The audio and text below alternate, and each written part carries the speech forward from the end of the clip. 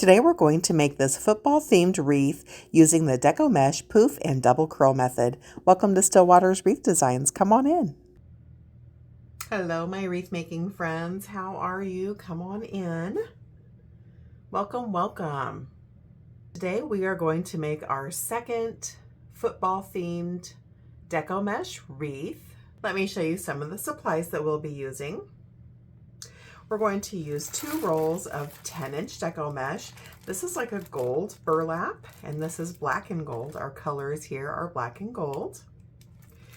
We'll be building our wreath on a work wreath form.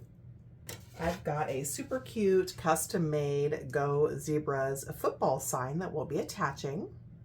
And of course, I've got some black and gold and football and zebra themed wired ribbon that we'll be adding in as well. Come on in. How is everybody today? For those of you that have been around with me for a while, thank you for coming back. I'm so happy you're here. And of course, to all of my new friends, welcome, welcome. Stillwater's Wreath Designs is all about step-by-step DIY wreath, door swag, and craft tutorials. We've got new uploads every single week. So I'd love for you to hit that subscribe button and create with us. So if you're new to wreath making, this is what's called a work wreath form, and it comes to you just like this, friends. There's a variety of different sizes. This is probably the most common. It is 15 inches in diameter. There are 2 layers, the upper and the lower. And there are 18 sets of ties in total on this wreath frame. These are the sets of ties, and basically they're like a heavy duty Chanel stem or pipe cleaner. And this is how we'll be attaching our mesh into our wreath base. And today we're going to be using the poof and double curl method with our DECO mesh. I'll make sure to leave a full description of all the materials we're using here today below, so that if you'd like to recreate this, you can sure do so. What I'd like for you to do here first is to prepare your wreath frame, and so leave those upper level ties all pointing inwards towards the center of your wreath, and then we'll do just the opposite on the lower level. Point those guys straight outwards all the way around. So basically it looks like a sunshine. All right, friends, so now that we've got our wreath frame prep, let's go ahead and grab our DECO mesh, and we are going to start out with the tan burlap colored mesh. And again, this is 10-inch DECO mesh. Friends, if you're new to DECO mesh, let me just tell you that DECO mesh loves to fray. So anything that we can do while we're creating our wreaths to help prevent that fray is always ideal. And the poof and curl method is a great method to really help reduce that fray. So what I want you to do is take your roll of DECO mesh and curl side down. Just roll out, 12 to 18 inches or so. And we're going to start on the lower level of our wreath base. And there's no top or bottom, so you can start at any set of ties that you would like to. And so what we're going to do is add our mesh into our first set of ties. And so we've got our mesh rolled out. Go ahead and place your thumbs down on the end of your DECO mesh here. And we're going to hold our thumbs stationary so that they can keep our mesh tight and pressed down. And then we'll use our 4 fingers to do the work on each hand. And so we're just going to scrunch and gather, or just basically crawl that mesh back into our thumbs like so. And then you'll see that you've got this little, couple of inches tail. And once you've got this tail, I want you to take that tail and fold that guy underneath and grab it in your hands like so. And what that does is tuck away that raw edge to help reduce that fray. And so we're going to get this anchored down. So again, we're going to start at any of the lower level ties, doesn't matter where, there's no top or bottom. And take those first set of ties, open them into a wide V, and then take your DECO mesh tail, place it in the center of that V all the way down to the base. And then give those ties a couple of tight tight twists, and then point them back outwards. And what we've done here, friends, is just anchor down our deco mesh. You're going to need a standard size ruler as we add our poofs into our wreath frame here. And so each of our poofs are going to be on the lower level 10-inch poofs. And to measure our poofs, we'll take our ruler and place it at the most recent set of ties, come out to that 10-inch mark, and let me tell you guys, nobody's going to be measuring your poofs, so we're sure not looking for perfection here. Once you've identified that 10-inch mark, then you're going to scrunch and gather that mesh, just like we did earlier when we were starting, into your hands. Make sure that poof is pointing upwards so the curve is pointing up. And then we're going to add that to the very next set of lower level ties. So come on over to that next set of lower level ties, and just like before, open it into a wide V. Take that mesh that we've gathered, place it all the way down to the center of that V, all the way to the base, and then give those ties a couple of tight twists.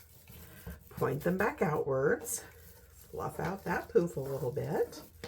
I'm just making sure that material's going in the right direction. And we've just added our first poof to the lower level. Let's do one more lower level poof together and then we'll speed ahead.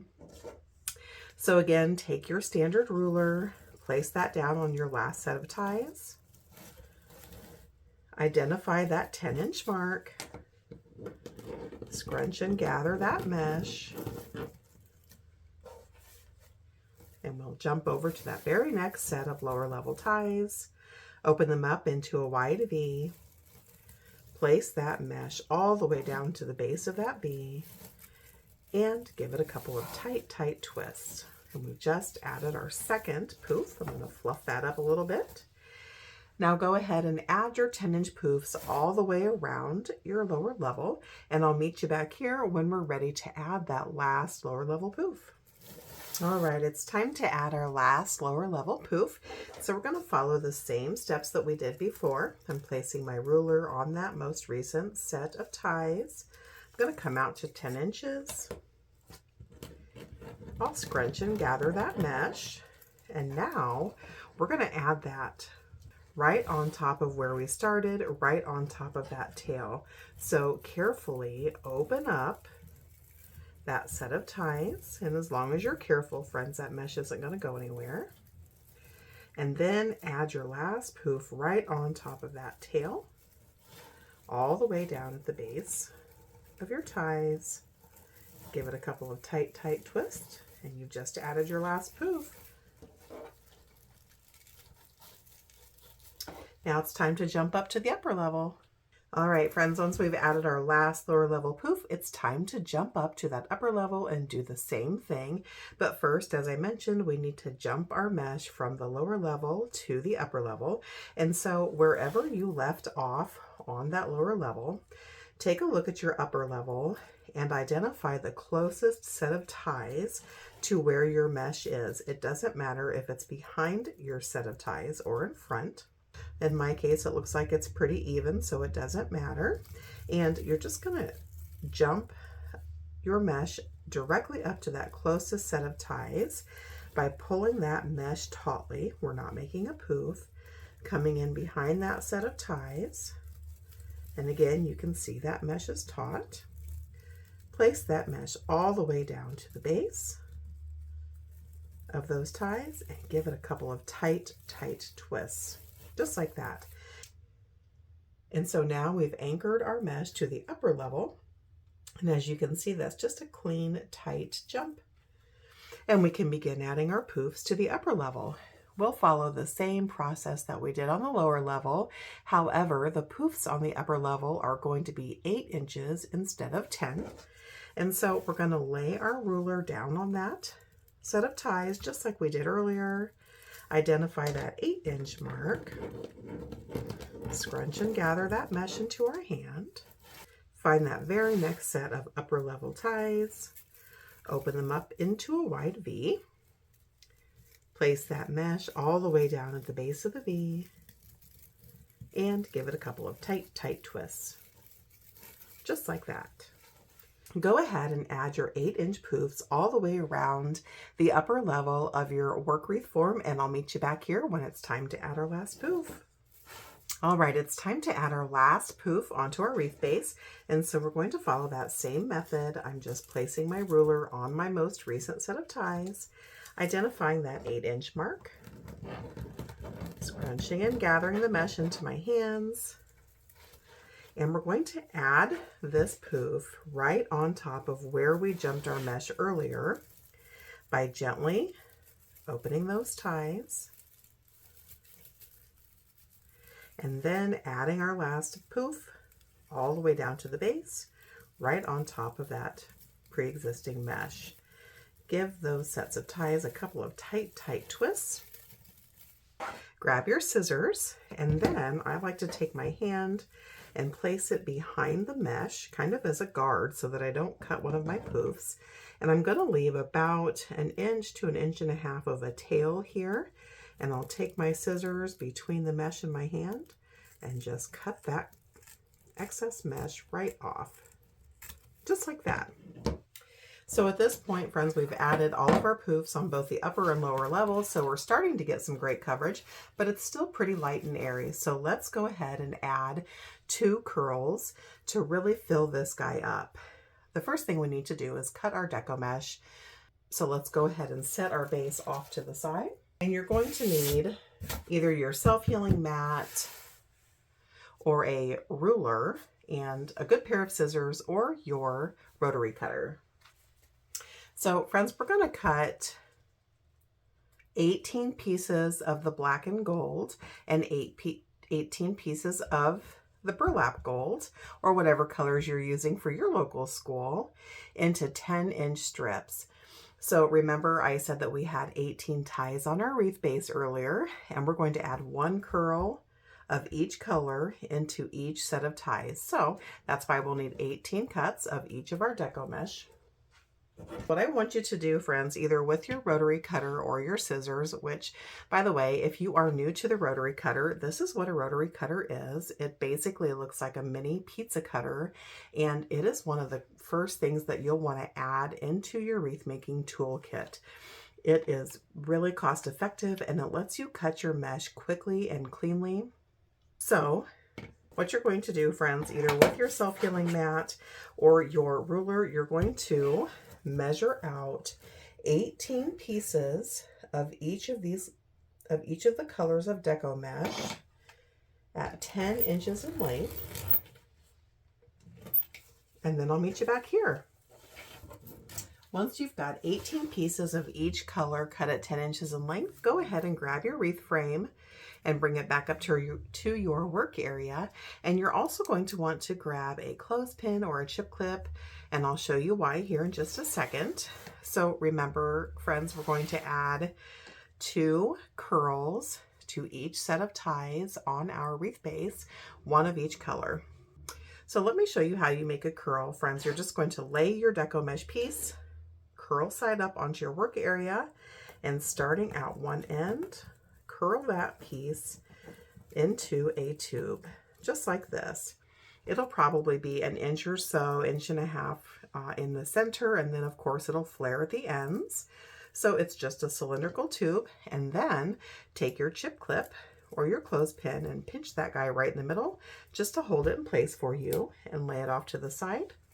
And then grab your second deco mesh piece and do the exact same thing. So curl side up, roll that guy into a cylindrical tube so that it's about 1 inch to 1.5 inches in diameter in the center. And then you're going to grab your first piece, unclip that guy, and just make a loose X. It doesn't matter what color's on top. And we're going to add these 2 curls to every single set of ties on our wreath base. So it doesn't matter where you start, friends, because we're going to add them in every set of ties. You'll just place that X all the way down to the base of your ties. Give those ties a couple of tight twists and point them outwards. Let's do one more set together, and then we'll speed ahead. You'll take your deco mesh, lay it in your work area, curl side up, curl that guy into a tube so that it's 1 inch to 1.5 inches in diameter in the center. Take your clip and pinch that guy together as a holder. Grab your second color, curl side up, roll that piece into a tube, and then you're going to lay that right on top of the other piece into a loose X. Doesn't matter which color goes where. And then come to the next set of ties on your wreath base, open them up into a V, add that X all the way down at the base. Give those ties a couple of tight twists and point them outwards.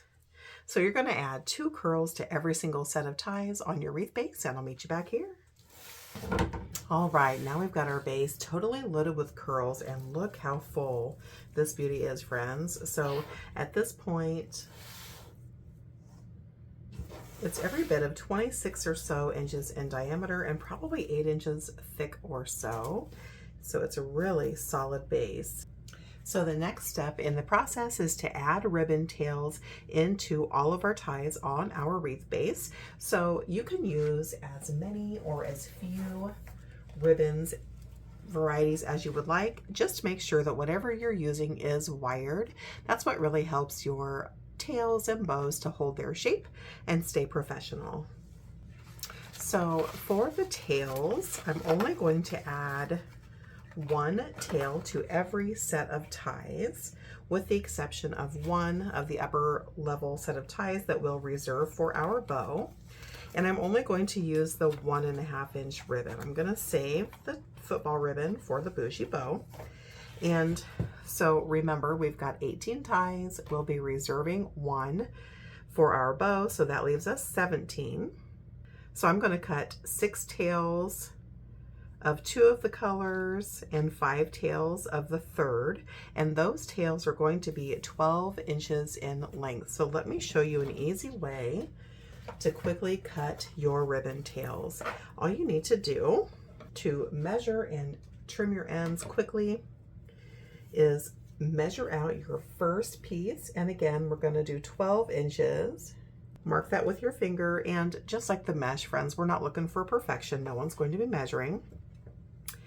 Once you've got that 12-inch mark identified, fold your ribbon over onto itself accordion style 5 or 6 times. Remember, we need a total of 17.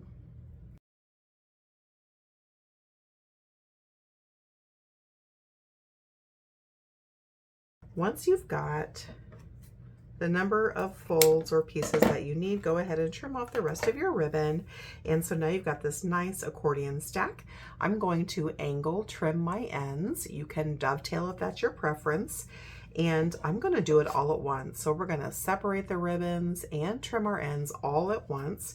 So to angle cut, I'm just coming down about 3/4 of an inch, cutting up diagonally to the corner. And I'm coming just a hair below that corner to make sure they separate. And then I'm going to flip that ribbon stack over. I'll make sure that those ends are married up nicely. And I'm going to do that exact same thing, just like that.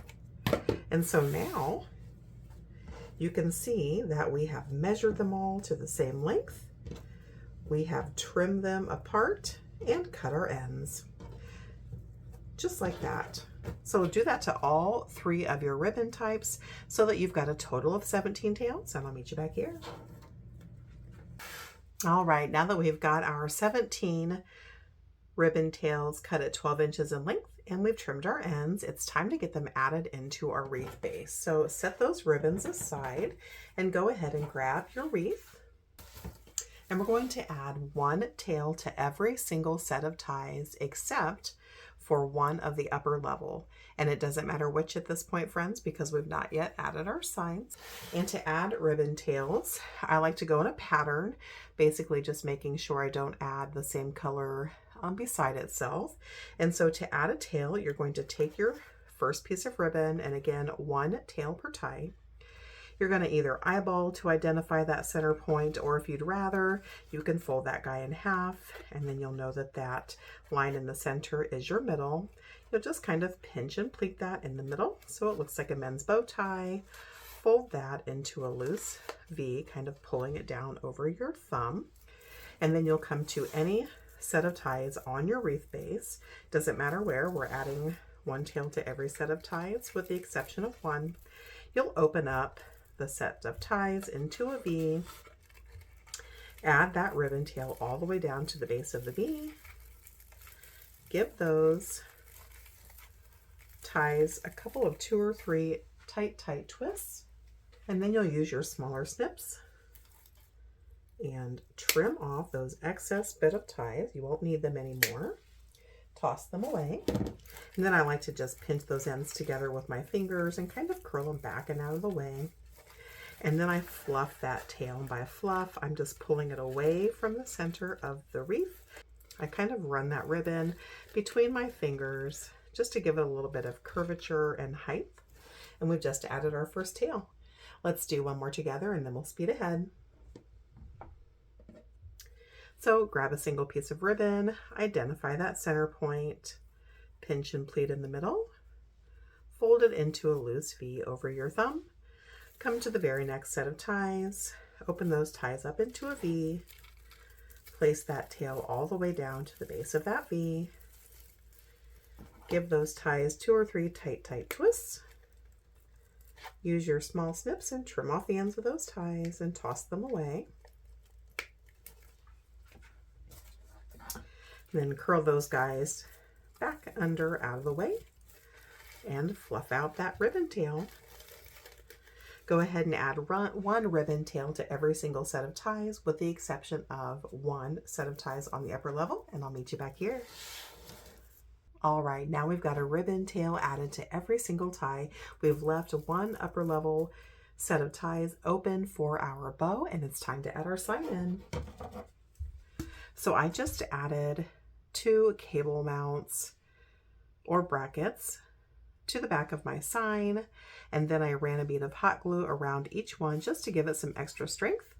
And typically I would use floral wire to attach the sign in, but I'm out. So today we're either going to use 12-inch zip ties or pipe cleaners. I'm going to add this to the upper right-hand quadrant so that our bougie bow is in the bottom left-hand quadrant. Let's speed through the adding in of the sign and I'll meet you back here.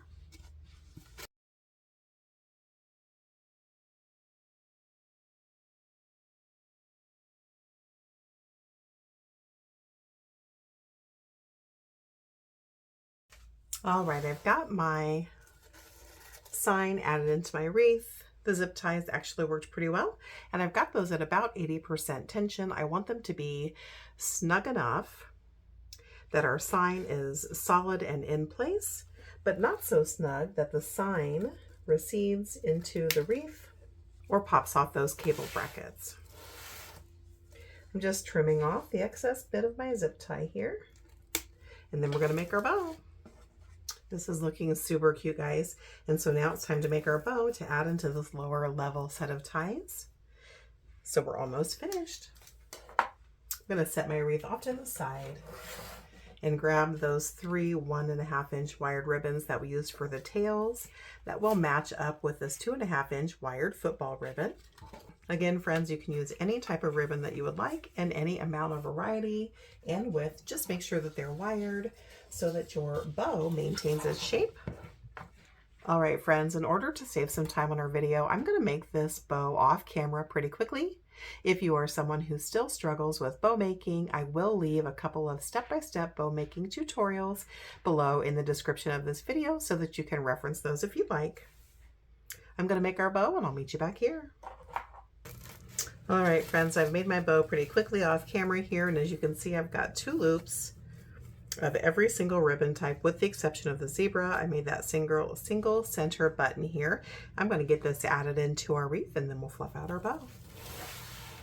So again, we're just going to add that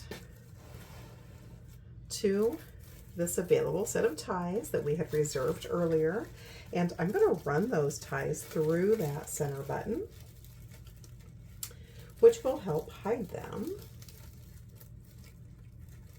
I'm going to give them a couple of tight twists. There's not much left over, so I don't need to trim them off. And now I'm just going to take a couple of minutes here and fluff out my bow. I'm going to use that 2.5-inch wide football ribbon, running horizontally in the center. I'm just pulling them open with my fingers. Make an X with the gold and the black, going in opposite directions. So when I fluff out my bows, I typically start at the bottom and work my way to the top. Fluffing bows takes a little bit of time, friends, so show yourself some grace. I'm going to angle cut my ends here. I always cut my tails gingerly, friends. You can always take more off, but you sure can't put it on back on once you've removed it, so just take your time.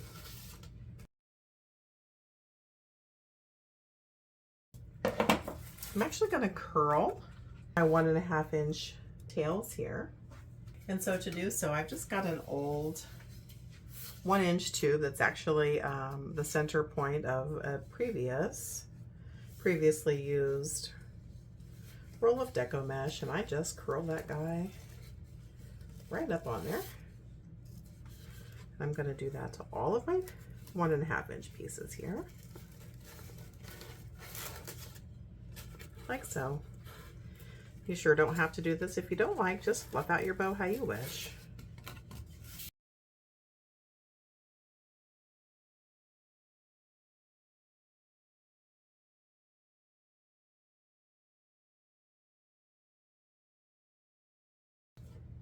And that's all there is to it, friends. Thank you for spending some time creating with me today. If you enjoyed this tutorial, please give it a thumbs up. It really helps my little channel to grow. And again, if you're new here, be sure to hit that subscribe button. Thanks, friends. Happy crafting.